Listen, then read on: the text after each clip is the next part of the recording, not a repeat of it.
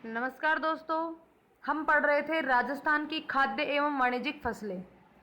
हमने अभी तक राजस्थान की खाद्य फसलों को पढ़ा है, साथ में उनसे संबंधित महत्वपूर्ण प्रश्न भी पढ़े हैं। आज इस वीडियो में हम राजस्थान की प्रमुख वाणिज्यिक फसलों की बात करेंगे। यहाँ पे राजस्थान की नहीं, प्रमुख वाणिज्यिक फसलों की बात करेंगे हम। वाणिज्यिक फसलें या नकदी फसलों की बात करेंगे। वीडियो शुरू करने से पहले मेरी आपसे एक विनम्र रिक्वेस्ट है कि यदि आपने अभी तक चैनल को सब्सक्राइब नहीं किया है तो प्लीज़ पहले चैनल को सब्सक्राइब कर लें और बेल आइकन को भी क्लिक कर लें, ताकि जो भी वीडियो मैं डालूं उसका नोटिफिकेशन आप तक पहुंच पाए और उसका लाभ आपको मिल पाए। तो यहाँ पे हम बात करेंगे वाणिज्यिक फसलों की। सबसे पहले क्या होती हैं वाणिज्यिक फसलें या नकदी फसलें। तो देखिए, ऐसी फसलें जो खाद्यान्नों के अतिरिक्त होती हैं, मतलब खाद्यान्नों के अतिरिक्त वे फसलें जो नगद राशि के रूप में हमको लाभ देती हैं। वाणिज्यिक या नकदी फसलों में खाद्यान्नों के अतिरिक्त वे फसलें आती हैं जिनमें कृषि की नकदी की प्राप्ति होती है। कृषकों को यानी कि किसानों को नगद राशि प्राप्त होती है। इसके अंतर्गत गन्ना, तंबाकू, फाइबर, कपास फाइबर के अंदर कपास और जूट दोनों चीज़ें आ जाती हैं इत्यादि, मतलब सारे फाइबर फसलों की बात हो रही। इत्यादि फसलें वाणिज्यिक फसलों के रूप में या नकदी फसलों के रूप में जानी जाती हैं। हम यहाँ पे सबसे पहले बात करते हैं गन्ना। तो यहाँ पे हम गन्ने की बात करेंगे। गन्ना एक प्रमुख व्यापारिक फसल है, एक वाणिज्यिक फसल है, या यूँ कहें कि नकदी फसल है, और मूल रूप से यह भारतीय पौधा है। और सबसे पहले गन्ने का जो खेती प्रारंभ हुई थी वो दक्षिण भारत में प्रारंभ हुई थी। सबसे पहले गन्ने की खेती दक्षिण भारत में प्रारंभ हुई थी। गन्ना जो है ये उष्ण कटिबंधीय पौधा है और ये ग्रेमिनी कुल का पौधा है। जो गन्ना है ये ग्रेमिनी कुल का पौधा है, उष्ण कटिबंधीय पौधा है। वाणिज्यिक फसलों में सबसे ज़्यादा उत्पादन गन्ने का होता है। हमने यहाँ पे वाणिज्यिक फसलों की बात करी कि वाणिज्यिक फसलें क्या होती हैं। खाद्यान्न फसलों के अतिरिक्त वे फसलें जो किसान को डायरेक्ट लाभ देती हैं, नकदी के रूप में डायरेक्ट लाभ देती हैं, वो वाणिज्यिक फसलें या नकदी फसलें या व्यापारिक फसलें कहलाती हैं। जिसमें हमने बात करी कि गन्ना, तंबाकू और फाइबर में कपास, जूट वगैरह ये सब शामिल होते हैं। हम यहाँ बात कर रहे हैं गन्ने की। तो हमने कहा कि भाई गन्ना जो है एक प्रमुख व्यापारिक फसल है, या यूँ कहें कि वाणिज्यिक या नकदी फसल है। और जो गन्ना है वो भारतीय मूल का पौधा है। यदि हम इसके जलवायु की बात करें तो उष्ण कटिबंधीय पौधा है। गन्ना जो है उष्ण कटिबंधीय पौधा है और ये ग्रेमिनी कुल का पौधा है। ग्रेमिनी कुल का पौधा है। गन्ने का सबसे अधिक उत्पादन, वाणिज्यिक फसलों में सबसे अधिक उत्पादन जो है वो गन्ने का होता है। और विश्व में सभी देशों में गन्ने का उत्पादन सर्वाधिक भारत में होता है। गन्ने का सर्वाधिक उत्पादन कहाँ होता है? भारत में होता है। लेकिन क्षेत्रफल की दृष्टि से यदि देखा जाए तो ब्राज़ील पहले नंबर पर आता है। उत्पादन की दृष्टि से देखा जाए तो विश्व में प्रथम स्थान भारत का है। यदि क्षेत्रफल की दृष्टि से देखा जाए तो सर्वाधिक स्थान ब्राज़ील का है और भारत का स्थान दूसरा है। गन्ना उत्पादन में भारत का प्रथम स्थान, लेकिन क्षेत्रफल की दृष्टि से भारत का दूसरा स्थान, ब्राज़ील का पहला स्थान। गन्ने की फसल जब एक बार बो दी जाती है तो उसके बाद 3 साल तक वो कंटिन्यू उत्पाद देती है।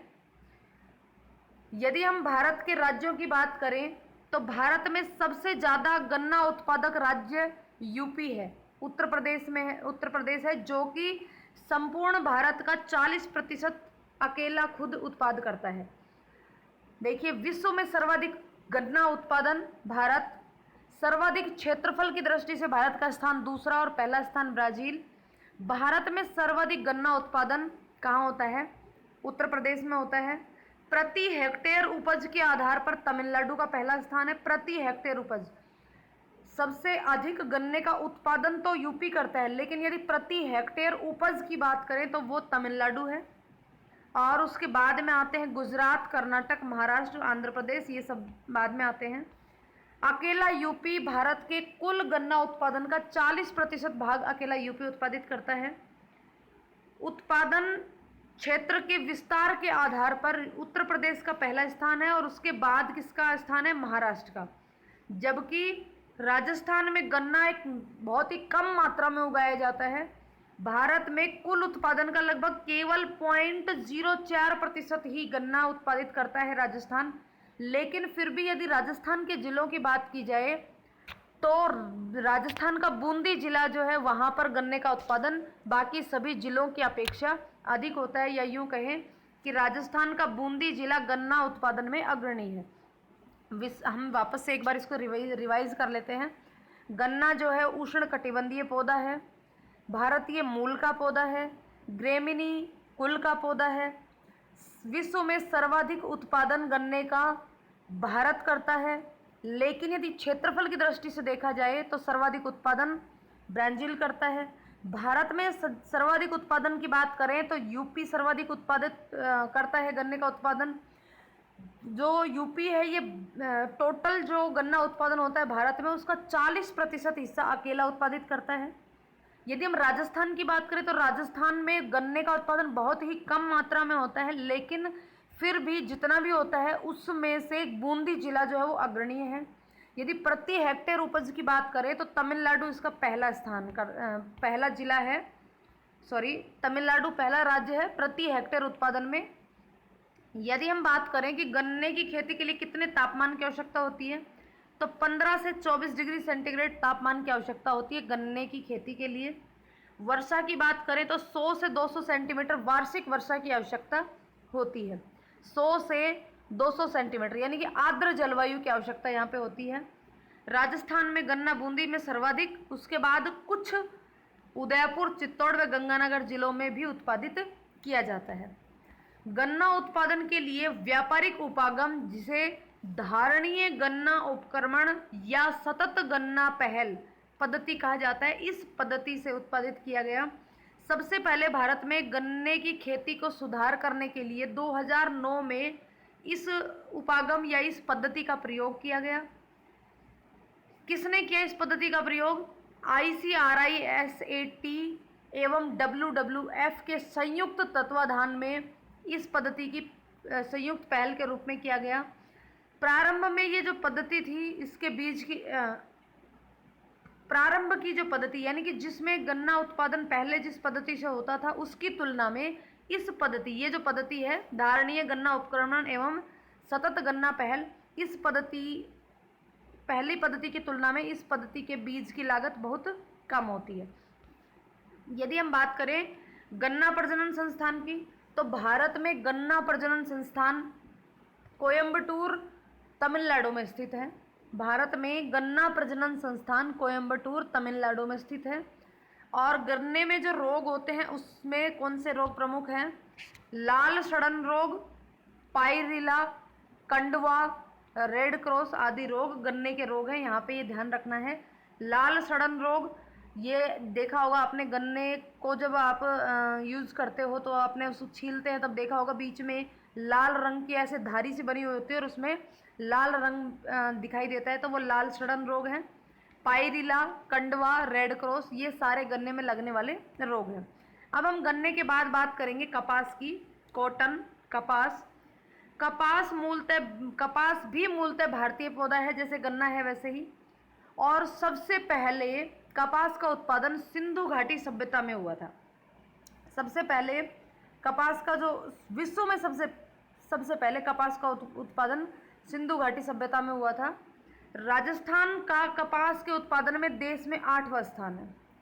कपास उत्पादन की दृष्टि से भारत का विश्व में दूसरा स्थान है। भारत का विश्व में कपास के उत्पादन की दृष्टि से विश्व में दूसरा स्थान है। और भारत में यदि बात करें तो गुजरात का पहला स्थान है। गुजरात का पहला स्थान है कपास उत्पादन में। राजस्थान का तो 8वां स्थान है। भारत में सबसे पहला स्थान है गुजरात का। और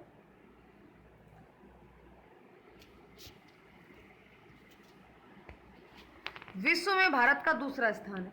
विश्व में भारत का कौन सा स्थान है? दूसरा स्थान है।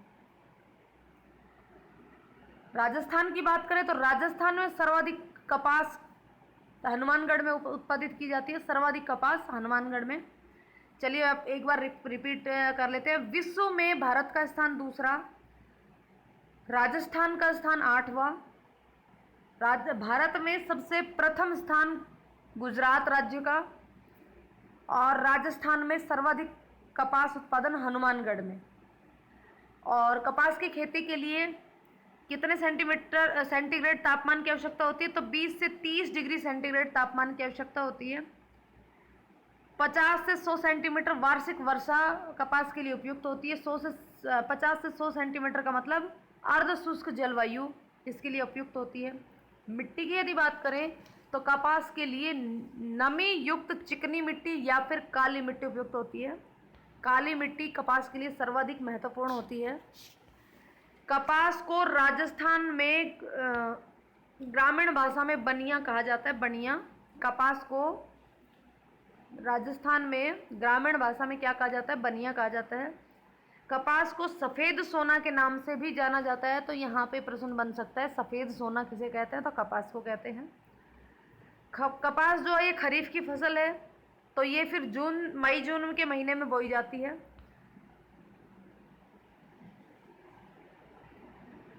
ठंड की वजह से कपास में बाल बिविल कीड़ा नुकसान पहुंचाता है। ठंड के मौसम में कपास को, ये कीड़े का नाम है बाल बिविल, ये कीड़ा कपास को नुकसान पहुंचाता है।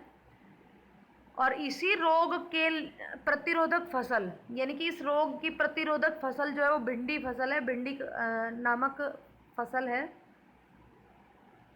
राजस्थान में कपास सर्वाधिक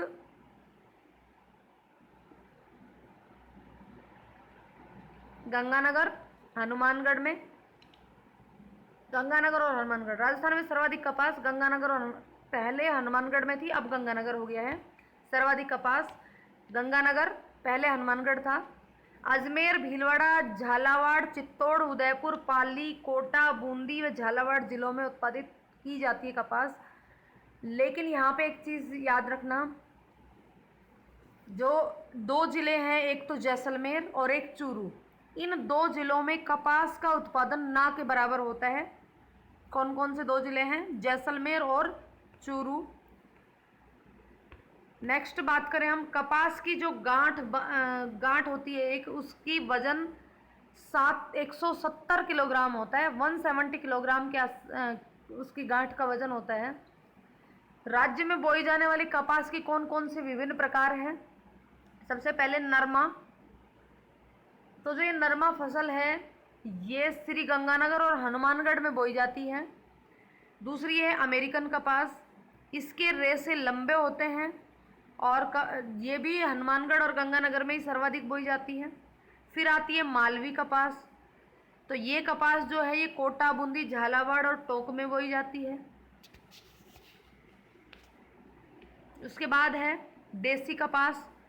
ये जो देसी कपास है ये उदयपुर, चित्तौड़गढ़ और बांसवाड़ा जिले में सर्वाधिक बोई जाती है।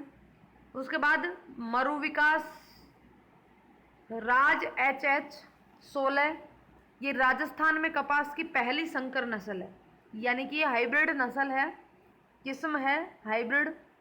उसके बाद है बीटी कॉटन, यानी कि बीटी कपास, ये ब्रेसिलस थेरेंजिनसिस का बीज में प्रत्यारोपण करके इसको उत्पादित किया गया, यानी कि क्रिस्टल प्रोटीन बनाने वाला ये बीज प्रत्यारोपण है। इसमें जैव अभियांत्रिकी तकनीक से बीज की संरचना में DNA की स्थिति को प्रोटीन, कार्बोहाइड्रेट और टॉक्सिकेट्स में बदला जाता है। राजस्थान के जैसलमेर और चूरू जिलों में कपास का उत्पादन ना के बराबर होता है। तो ये हमने बात करी। हमने कहा कि कपास जो है ये भारतीय पौधा है और विश्व में सबसे पहले कपास का उत्पादन सिंधु घाटी सभ्यता में हुआ। साथ में आपको ये भी बता दूं कि कपास से बिनोला, या जिसको कुछ जगह पर बिनोला और कुछ जगह पर काकड़ा भी बोलते हैं, वो कपास का जो बीज होता है उसे बिनोला बोलते हैं और वो पशु के चारे के रूप में काम में आता है और उससे तेल भी निकाला जाता है। कपास के जो बीज होते हैं उनको बिनोला और काकड़ा दोनों ही बोलते हैं और उन बीजों से खल तैयार की जाती है जो कि पशुओं के चारे के रूप में काम में आती है। जो इसके लिए मिट्टी की आवश्यकता होती है कपास के लिए, वो काली मिट्टी, नमी युक्त चिकनी और काली मिट्टी की आवश्यकता होती है। तापमान की यदि बात करें तो 20 से 30 डिग्री सेंटीग्रेड, और यदि वर्षा की बात करें तो अर्ध शुष्क जलवायु होनी चाहिए, यानी कि 50 से 100 डिग्री सेंटीग्रेड के मध्य इसका तापमान, जलवायु, वर्षा होनी चाहिए। साथ में हमने बात करी कि राजस्थान जो है उसका भारत में 8वां स्थान है और गुजरात का पहला स्थान है, और विश्व में भारत का स्थान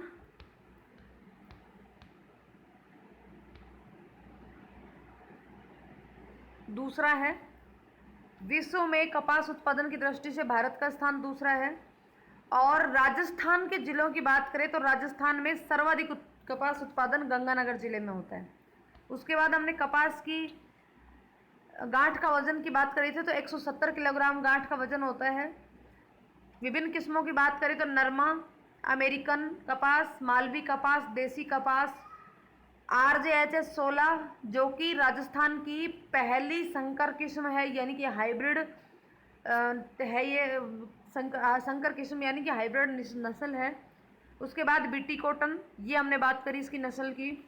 अब हम बात करेंगे तंबाकू की। तंबाकू भारतीय पौधा नहीं है। सबसे पहली बात, तंबाकू गन्ना और कपास की तरह भारतीय पौधा नहीं है। यह सर्वप्रथम 1508 में पुर्तगालियों द्वारा लाया गया था। ये पुर्तगाल से भारत आया था तंबाकू का पौधा। और सबसे पहले मुगल शासक जहांगीर ने सबसे पहले भारत में 1608 ईस्वी में इसकी खेती की शुरुआत करी थी। लेकिन कुछ समय बाद इसके परिणाम जो है वो सही नहीं आए, इनके दुष्परिणाम आने लगे, तो इस वजह से जहांगीर ने इसकी खेती को बंद कर दिया था। तंबाकू कहाँ से आया? तंबाकू का पौधा कहाँ से आया? तंबाकू का पौधा 1508 में पुर्तगालियों द्वारा भारत लाया गया था। इसका मतलब है कि भारतीय पौधा नहीं है। सबसे पहले इसका उत्पादन जहांगीर के काल में हुआ 1508 ईस्वी में, लेकिन इसके जो 1608 ईस्वी में इसके दुष्परिणामों को देखते हुए जहांगीर ने फिर इसकी खेती कुछ समय पश्चात बंद करवा दी गई थी। कपास के लिए किस प्रकार के कितने तापमान की आवश्यकता होती है? तो कपास के लिए 20 से 35 डिग्री सेंटीग्रेड तापमान उपयुक्त होता है। यदि वर्षा की बात करें तो अर्ध शुष्क जलवायु यानी कि अर्ध शुष्क खेती है, ये 50 से 100 सेंटीमीटर वार्षिक वर्षा की आवश्यकता होती है। कपास जो है ये उष्णकटिबंधीय पौधा है। उष्णकटिबंधीय पौधा है।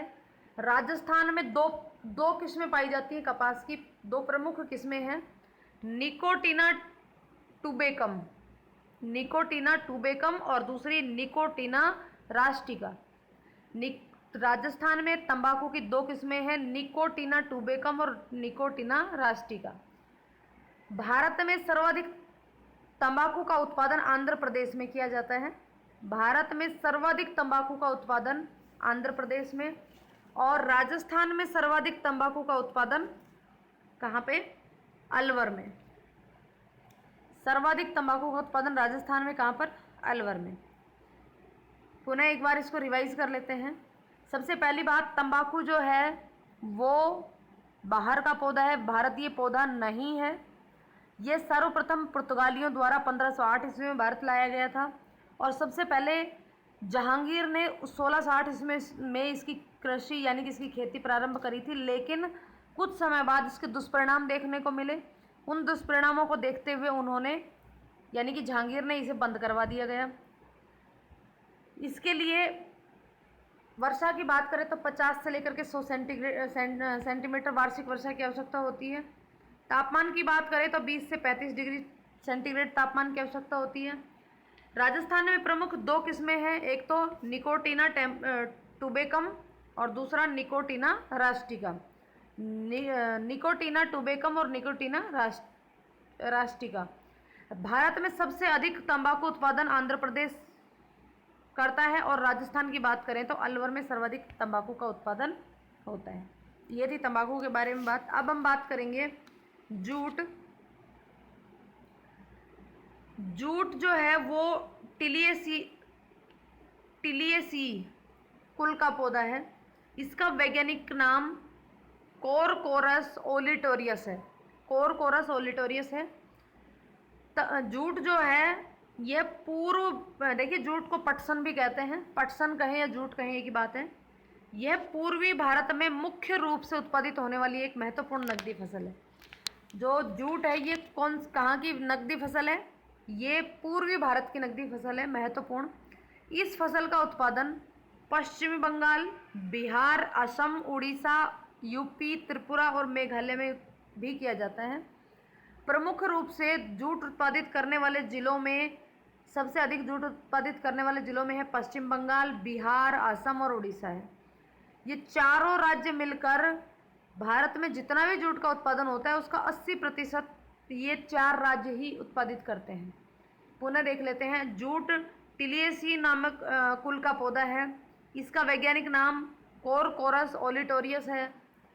मुख्य रूप से ये पूर्वी भारत की मुख्य नकदी फसल है। सर्वाधिक जूट का उत्पादन पश्चिम बंगाल करता है। 4 राज्य हैं पश्चिम बंगाल, बिहार, असम और उड़ीसा। ये चारों राज्य मिलकर के कुल जूट उत्पादन का भारत में कुल जूट उत्पादन का 80% अकेले उत्पादित करते हैं। इन चारों में से भी पश्चिम बंगाल अकेला 50% जूट का उत्पादन करता है। जूट की 2 प्रमुख प्रजातियों से रेशे प्राप्त किए जाते हैं, यानी कि रेशे दो प्रजातियों से किए जाते हैं। एक तो सफ़ेद और दूसरा सफ़ेद जूट। सफ़ेद जूट को कोरकोरस कैप्सुलरिस कहते हैं, कोरकोरस कैप्सुलरिस। और दूसरा है टोसा जूट जिसको कोरकोरस ओलिटोरियस के नाम से जाना जाता है। यहाँ पर देखिए टोसा रेशा या सफ़ेद रेशा, 2 रेशों की बात हुई थी। इनके दोनों के अलग अलग नाम हैं। कोरकोरस कैप्सुलरियस ये तो सफ़ेद रेशा और कोरकोरस ओलिटोरियस ये टोसा जूट के नाम से इसको जाना जाता है। तो जो टोसा जूट होता है, टोसा जूट वो सफ़ेद जूट की अपेक्षा अधिक मजबूत, मुलायम और चिकनाई युक्त होता है, यानी कि ज़्यादा बेटर होता है। मेस्टा जूट का अच्छा विकल्प, मेस्टा जूट का अच्छा विकल्प है। इस यहाँ पे मेस्टा क्या है? जो मेस्टा है ये जूट के जैसा ही एक रेशेदार उत्पादन होता है। झारखंड में जूट की तरह इसकी खेती की जाती है, तो ये भी एक रेशा उत्पादन करने की एक फसल है। जूट के अन्य नाम किस किस नाम से जाना जाता है जूट को? स्वर्णिम तंतु या स्वर्ण रेशा, सोने का रेशा, या फिर सोने का रेशा, स्वर्ण रेशा या स्वर्णिम तंतु। कपास के क्या नाम था? सफ़ेद सोना। सफ़ेद सोना तो कपास और सोने का रेशा कहे तो जूट। स्वर्ण रेशा या स्वर्णिम तंतु ये किसके उपनाम है? ये जूट के उपनाम है। उष्णाद्र जलवायु इसके लिए आवश्यक होती है। इसके लिए तापमान की यदि बात करें तो तापमान 27 डिग्री से 30 डिग्री सेंटीग्रेड तापमान की आवश्यकता होती है। 115 से 250 सेंटीमीटर वर्षा की आवश्यकता होती है। यदि मिट्टी की बात करें तो दोमट जलोढ़ मिट्टी की आवश्यकता होती है। विश्व में सबसे अधिक जूट का उत्पादन भारत करता है, लेकिन सर्वाधिक निर्यात भारत नहीं करता। निर्यातक देश जो है, सर्वाधिक निर्यातक देश जो है वो बांग्लादेश है।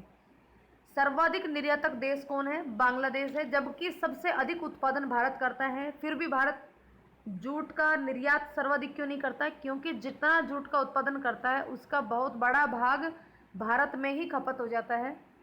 इसलिए निर्यातक देश की बात करें, विशुद्ध निर्यातक देश बांग्लादेश है। भारत में भी यदि बात करें तो भारत में पश्चिम बंगाल जूट का सर्वाधिक उत्पादन करता है। यहाँ पे आपको बता दें, अंतर्राष्ट्रीय जूट संगठन कार्यक्रम के अंतर्गत जूट के विश्वस्त जीनोटाइप की खोज की गई थी। अंतर्राष्ट्रीय जूट संगठन कार्यक्रम के अंतर्गत जूट की विश्वस्त जीनोटाइप की खोज की गई थी। ये अंतर्राष्ट्रीय जूट संगठन जो है इसका मुख्यालय बांग्लादेश में ही है, बांग्लादेश की राजधानी ढाका में। 1859 में भारत में सबसे पहला जूट कारखाना खोला गया था, वो कोलकाता में खोला गया था और उस जगह का नाम था रिसरा। रिसरा नामक जगह पर भारत का पहला जूट कारखाना 1859 ईस्वी में खोला गया था। राष्ट्रीय जूट एवं संबद्ध रेशा प्रौद्योगिकी अनुसंधान संस्थान कोलकाता में स्थित है। राष्ट्रीय जूट एवं संबद्ध रेशा प्रौद्योगिकी अनुसंधान संस्थान कोलकाता। जूट के क्या क्या उपयोग हैं? रस्सियां बनाने में, बोरे बनाने में, कपड़ा, गलीचा इत्यादि वस्तुओं के निर्माण में इसका उपयोग किया जाता है। साथ साथ वस्त्र एवं गैर वस्त्र उत्पादों जैसे कि कागज, लुगदी आदि के लिए भी जूट का उपयोग किया जाता है। यदि जूट की किस्मों की बात करें तो नॉनसूंग, BZ2, BZ22, श्यामली और सोनाली इत्यादि जूट की फसलें हैं। तो पुनः एक बार इसका रिवाइज कर लेते हैं। सबसे पहले जूट जो है वो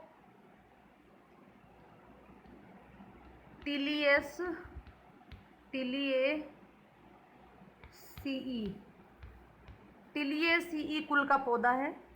इसका वैज्ञानिक नाम कोरकारस ओलिटोरियस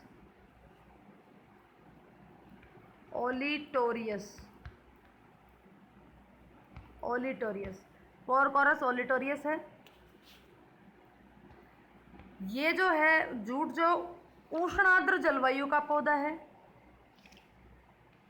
या यूं कहें कि उष्णाद्र जलवायु जूट की खेती के लिए उपयुक्त होती है। मिट्टी की बात करें तो मिट्टी में दोमट मिट्टी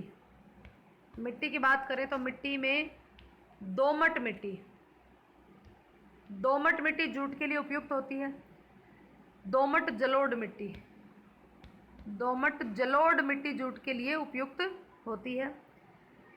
70 से 90% आर्द्रता की आवश्यकता होती है। 70 से 90% आर्द्रता की आवश्यकता होती है।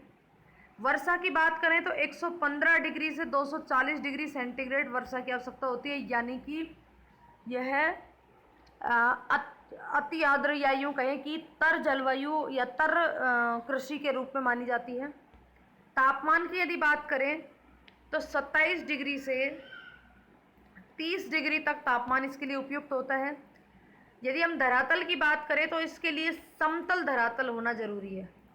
किस तरीके का धरातल होना जरूरी है? समतल धरातल होना जरूरी है।